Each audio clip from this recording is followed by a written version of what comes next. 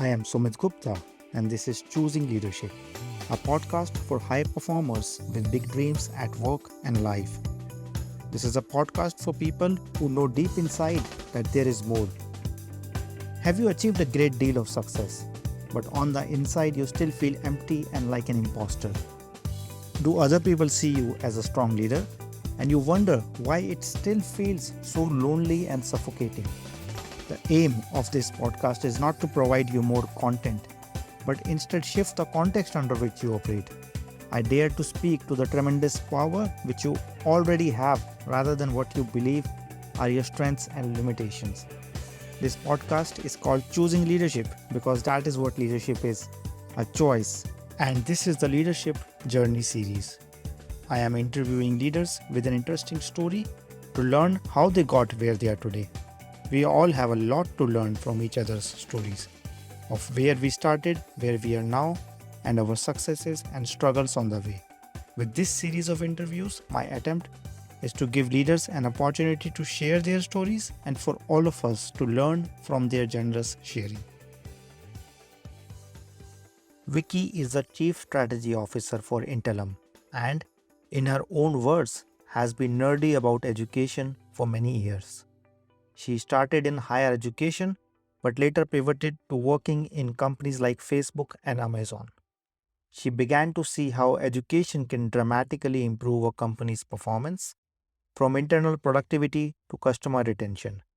In 2021, she developed a proprietary tool to unite all educational initiatives in one central map that demonstrates the education's expected business impact.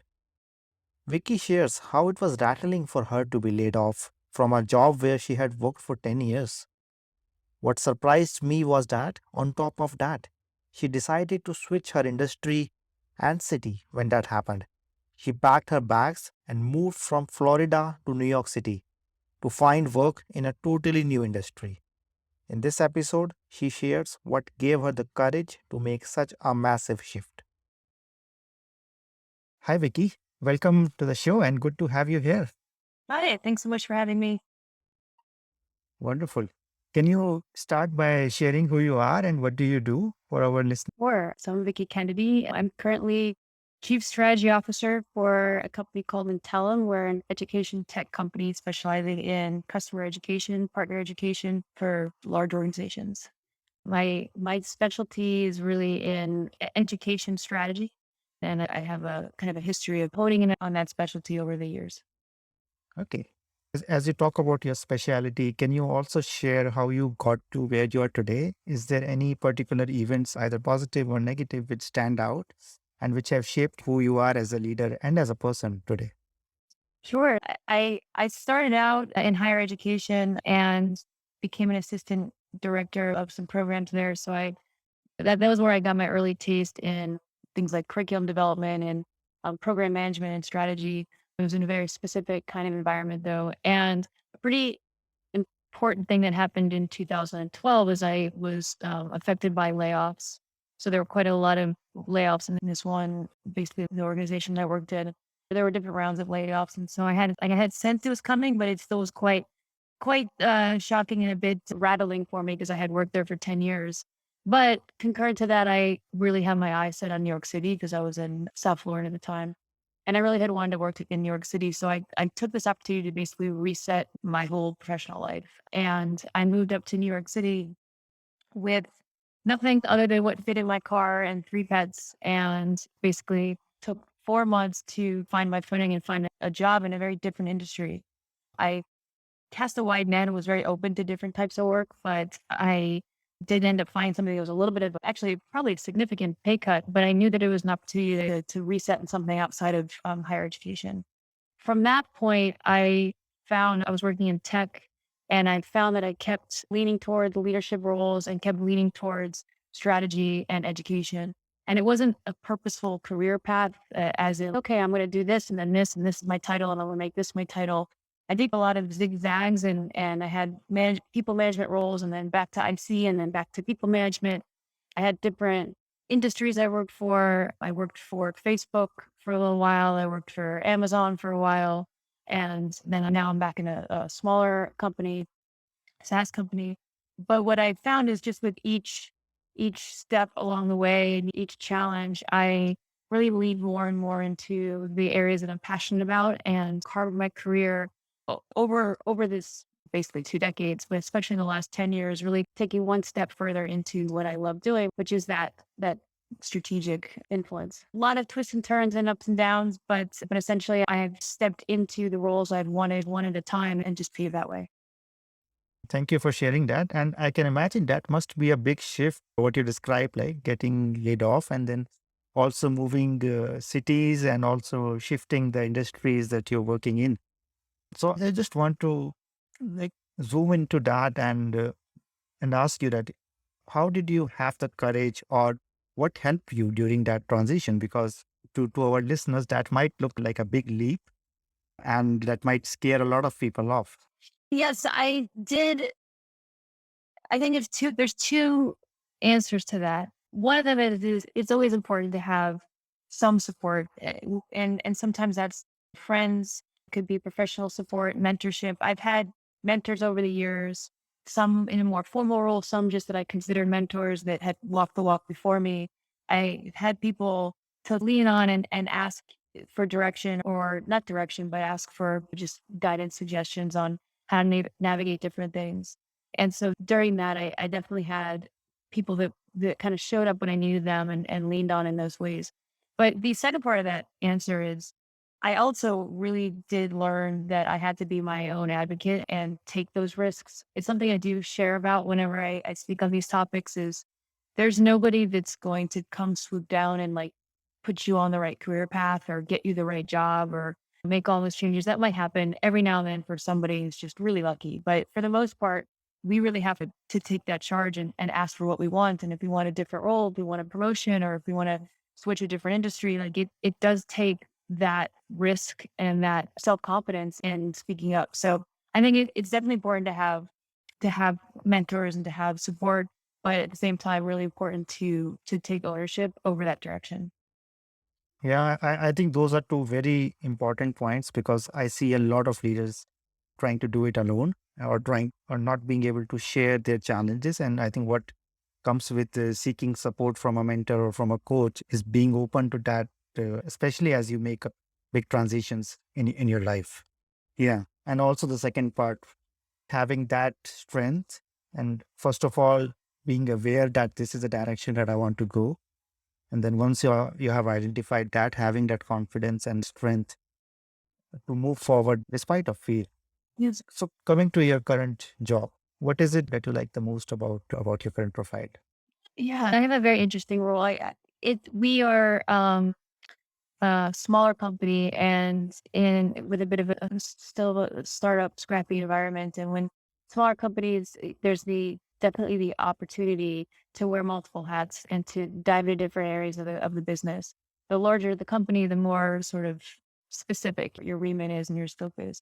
And there's pros and cons to both, and I have done both and I love both. But what I do love about a smaller company is just that opportunity to have more exposure to all areas of the business. And so currently I do wear two kind of key hats. There's my title of Chief Strategy Officer. And in that role, I am part of the executive team and I work on our strategic alignment and our strategic visioning, communicating out our strategic plans and goals and working with each area of the company to define what we're doing strategically and to make sure we have that alignment. And I do love that. That is just a passion I have. It's very much related to education in a way. And that's how I got there. It's like with education, you're looking at all the different pieces that have to come together to achieve your goal. I guess it's similar in other areas of business, but that was for me the connection. The other hat that I wear is what I was originally hired for, which is VP of Education Strategy. And so I oversee our education and enablement teams and work with them on building out our internal and external education. And so that's the other area. And I work with our clients on helping them understand their education strategy. And we actually just build a strategic framework tool to bring all education initiatives together into one framework. And we call it the Intel framework. As you shared earlier, you have worked in big companies like Facebook and Amazon, and now you are part of a smaller setup. So from the context of leadership and dealing with people, what is it that you find most challenging, And how do you think leadership differs when people move from a big settled company to a new or a young and growing company? Yeah, so that's I guess that's two questions, and how to deal with leaders and communicate with leaders, and then how that is different in the different environments. There's a book I quote, and I swear I have no affiliation with this book. It's called Influence Without Authority. And it was part of a class that I took a couple years ago. And I learned a lot in that book because when you're working with leadership, no matter what level you are, like I've been all different levels at companies. I'm an executive in this company, and I was more mid level in the larger companies. And no matter what level you are, and you're working with anyone at any level, it's important to really understand what motivates that person and what drives what they're trying to achieve, and finding that common ground so that you can get what you're trying to get. There's the concept of managing down of people that report to you. You can technically tell them what to do, but that's not leadership. And so conversely, if you're working with people who are your peers, or what they say managing up, it's really about identifying common grounds and understanding what motivates what motivates someone else, and what they value, and finding that way to achieve what you're trying to achieve together. Because ultimately, everyone at the end of the day wants the company to succeed because it's directly related to their own success. And and then there's just different ways that people feel valued, either intrinsic motivation or more of a external recognition. And so it's really essential to understand that. And the second part of that question about the difference, I cannot say that I work directly with the leadership at Facebook or Amazon, but so I can't quite compare it to that. But I can say that just the different levels of leadership that I've worked with in those larger companies, and then working directly with leadership in the smaller company, there certainly is it's a very different environment. In a smaller company, there's much more of the ownership aspect because you have a lot more visibility into all areas and everything that's happening there. In a larger company, you are um, more connected to specifically your department, your teams, and how that is influencing the bigger picture. So there's definitely differences in environment there. But I go back to my first answer, and that when you're working with people, regardless of company size, regardless of levels, it's really finding that mutual influence. Yeah. And I like that common thread, and also how you defined leadership as separate from telling people what to do and really independent of the role that you have or the title that you have. You also talked about influence without authority and how we can align like the motivations and what people really are driven by. Is there any other suggestions or advice you would like to give to leaders who want to get better at influencing their not just their peers but sometimes also their own leaders without having the authority? The one thing that comes to mind for me is really a study in empathy. I've done a few leadership courses myself in the last couple of years. I also recently completed my MBA last year. And so I have some like fresh academic content in my mind. And then just other things that I read. I read quite a lot from Harvard Business Review, and just follow different business trends. And there's something that's become more and more of a topic with leadership, which is empathy, and really a study in empathy, and thinking about kind of going back to the same thing of what people are motivated by, what's going on in their world, because that's how you relate to people. And so it's not just about I need to get this thing done and can do it, or so and so can approve it, or whatever it is can check this box and I can move forward. There's that aspect, but then it's really that sort of reduces everyone to their function instead of them as a person. And so really thinking more about the people that we're working with and the different things that people are going through. And especially in this climate with the pandemic, we see the great resignation, we see just a lot of different things coming up that wasn't necessarily discussed in the business world before. And so that's the key thing that comes to mind for me when you ask that question is learning more, like studies in empathy, studies in like just understanding people, because that is the key to really working better together as individuals and as companies. What I like most about what you just shared is to see people for who they are rather than just the roles that they do, and then to form that connection on a personal level. I think that is something which people miss when they talk about empathy. So it's not just about where a particular person in a particular role is coming from, but also what drives them individually, what they like, what they do not like. Yeah, for sure.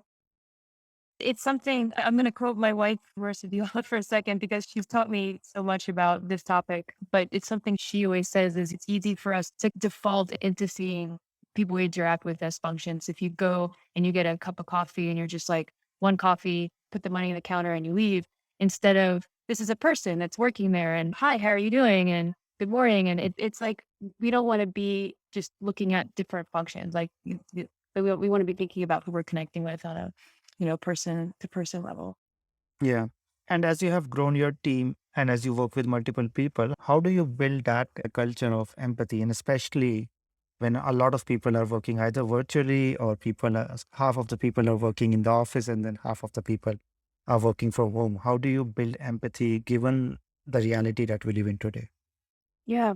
I think definitely the remote environment is certainly something we've all had a bit of a learning curve on. And even companies that have been remote, it's just the different kind of climate of this sort of remote is interesting because everybody's remote in a different way. And so being more purposeful to bring the team together and have different types of interactions and keeping going back to that human component so that it's not just we're not just meeting and we're going right into the meeting, but we're having a little bit of conversation. And I also the one-on-ones that I have with the team and then I encourage my directs to have with their reports is having a one-on-one that's more about career growth, career opportunities, challenges, motivation. It's more about the person and not status updates.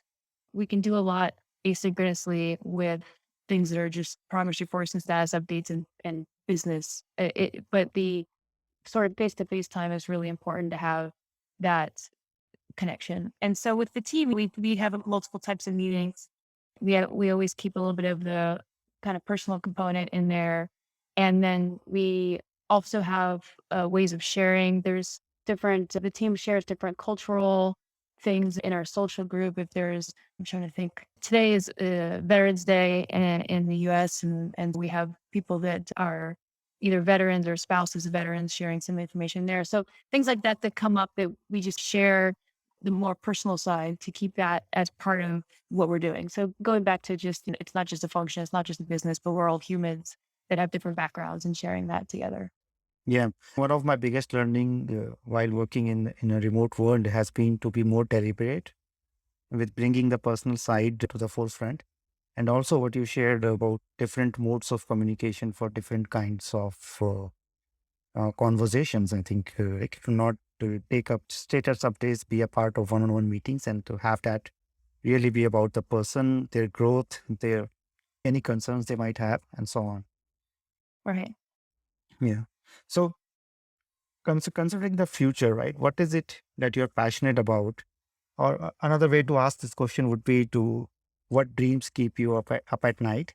I have a passion in building things and launching them and then growing them. And I know that sounds very generic. I'm not an engineer who can go and just code a thing and then build and launch, but I just developed this passion of seeing a need for a new program or a new process. I think program is really what I leaned more into. And so new programs that need to launch to solve a problem. And so when I go back to the framework tool that I just built, I'm always seeing there's a problem here. What can we do? What can we build? What can we launch? What can we develop to solve that problem? And so I guess I'm a bit of an innovator in that sense. And those are the things that keep me up is what's the next thing to build and launch and grow and share. So I have all those ideas floating around and I just look to I just my going back to my passion of education, there's so much opportunity to share with organizations how education can really impact their goals. And that's what drives me is how can I get that word out at a bigger level of like how to really think about education and not just consider it as like a need to do or I need to educate my employees, I need to educate my customers, but really thinking about how that is such an essential area of the business to develop. I guess That sounds like a big vision, and I think which goes beyond your current role, and you're seeing education as a whole rather than just being limited by the current role you have. And so, as you have this big vision, and as you move forward towards creating parts of it a reality and bringing your vision to fruition, how do you manage pressure and overwhelm? Because one story which I also hear from a lot of leaders that leadership can be tremendously stressful and lonely at times. So, how do you manage your pressure and stress? Definitely, yeah, lonely at the top kind of thing is not an accurate statement, but I do have various friends and contacts and still have mentors. It's not like mentorship goes away when you hit a certain level. And I was actually having a call last night with someone I used to work with and just going through sharing together different stresses that we've had. And so that's just always helpful to have somebody that is either in the same boat in the business world or has been there before and just think bounce ideas off of and get different perspective. Because if we don't have anyone else to bounce ideas off of and hear a different perspective, then we just become this. We're just doing this what's the word? Yeah, I think you know what I'm trying to say. We just end up validating our own thoughts and instead of having that check from the outside. But so that's really important. The other answer to my question with stress, though, is something that I actually learned during my time at Amazon. And I talk about it a lot in different interviews and things I've written. And again, I have no affiliation. I don't get any conviction in talking about Amazon stuff, but there's something that they teach a lot there, which is the concept of the two-way door decision, which means that there's one-way door decisions and two-way door decisions. And one-way door decisions are things that once you make that decision, you can't back up. You can't like come back in the other way and do it again.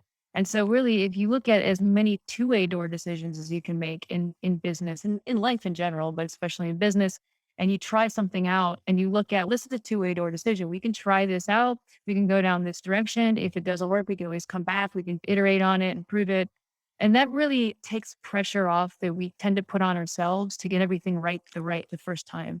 And no one gets everything right the first time. When we're running a company, when we're running a team, when we're running a project, no matter what level you are, you're never going to get everything right the first time. And so a lot of the stress that we feel, we put on ourselves to try to get it all right. And really, if you just think about trying things, taking risks, learning from things that don't work, iterating, moving forward, it really helps drive like not only more results and more confidence, but does reduce stress. And so that's part of my answer with that question is definitely important to have people on your team to work through stress, but also just having tools like that and sort of mental tools to think through to reduce stress.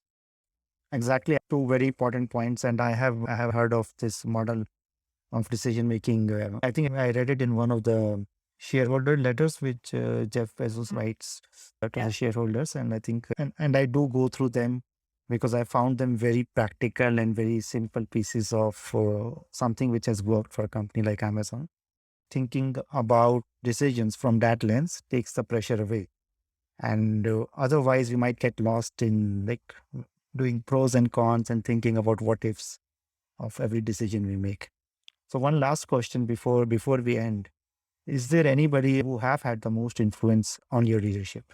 It always makes me so sad that I can't just list every person that I've learned from. There's one that I will say I've mentioned it before, and he's gonna get a big head from this. But my one of my former managers that I worked with at Amazon, actually going back to Amazon, there's just so much there that I learned about leadership, and I learned something from him that really has impacted the way that I operate since, which is the concept of I'll synthesize it. It's just the concept of even if you're right, you're like really being open to having that challenged by others. And I guess you can think of it reducing arrogance and things like that. But Mhm. I had hit a point in my career with the education stuff where I do know a lot. I know a lot about this, and some may call me an expert in it, but you never know absolutely everything, and you never know more than every other person. And it's really important as a leader, even if you are an expert in your field and everyone else in the room is not an expert in the field, it doesn't mean that you can't learn something from someone else. It doesn't mean that you can't hear a different perspective and be challenged. And so that was one really pivotal point that shifted how I think of leadership is that it's not about being right. It's about even if you are right, you are open to open to allowing that to be challenged and basically like pivoting if you hear something that's different. I've also learned from a couple of my managers, my bosses in previous companies about what really uh, like good leaders are advocates for their team. And it's not about telling people what to do on the team. It's about making sure they have all of the freedom and support to do what we've hired them to do. And I've seen that firsthand with the same manager I'm talking about, and also someone I worked closely with at Facebook. I really honestly, I feel like I could just list every person I've worked with and see, tell you like what nugget I got from different people. And I think it's important to learn from whoever is around you. I'm just mentioning a couple of managers I've had, but of course I've learned from my own direct reports. I've learned from peers. It's about pulling the nuggets and sharing that and being open to those different pieces of advice, no matter where they come from. Thank you. I think that those are wonderful pieces of wisdom. I think it also shows how open you are to learning from all directions. And what you shared, that you might know a lot, but that doesn't mean that you get close to future learning, and how relevant that is to leadership. So that's a wonderful place to end our conversation here. Is there any way people who want to reach out to you can reach out to you, or is there any lasting thoughts that you want to leave for the audience? Oh gosh, the lasting thought I have for anyone is to take risks. If you look at my resume, you'll see that zigzagging I was talking about. I don't mean zigzagging like changing a job every 6 months, like changing industries, changing up like different focuses. And it's just because I didn't want to be stuck in one story. And I think that sometimes we can feel stuck in a story, we can feel stuck in a path, and there's a lot of opportunity out there. And so I think if someone that's listening has a desire to shake it up, try something new, not to worry about that, not to worry about like perception or what am I supposed to do or what is the next logical step, but to consider taking risks, calculated risks, and to be your own advocate with that. As far as finding me, I am always happy to give any guidance, suggestions, answers. If I have them, I definitely don't always have all the answers, but I'm happy to chat. I'm on LinkedIn, Vicky Kennedy, and that's actually my LinkedIn is /Vicky Kennedy with a Y. So happy to connect. And yeah, this was such a pleasure. So great chatting. Thank you. Thank you for your time, and I wish you best for the future. Thanks so much. You too. That's it for this episode of Choosing Leadership with Sumit Gupta. I choose leadership every time I record this podcast, and I invite you to do the same. I invite you to design a life of joy, meaning, pride, and satisfaction, not just for yourself, but also for those around you. This is what I do most naturally, to lovingly and gently provoke you, to help you see your own light, to help you see what you are already capable of. I say what might be uncomfortable for me to say or for you to hear, to show you that all our dreams which have been on hold are within our grasp. If you like the sound of it, do not forget to leave a rating. I invite you to subscribe to my newsletter at deployyourself.com/newsletter. You can also reach out on LinkedIn, Twitter, and Facebook to share any other comment or feedback. I want to thank everyone who contributed to making this show a reality. And thank you for listening. Always remember that you are enough, you are loved, and you matter. This is Sumit. Until next time, keep choosing leadership.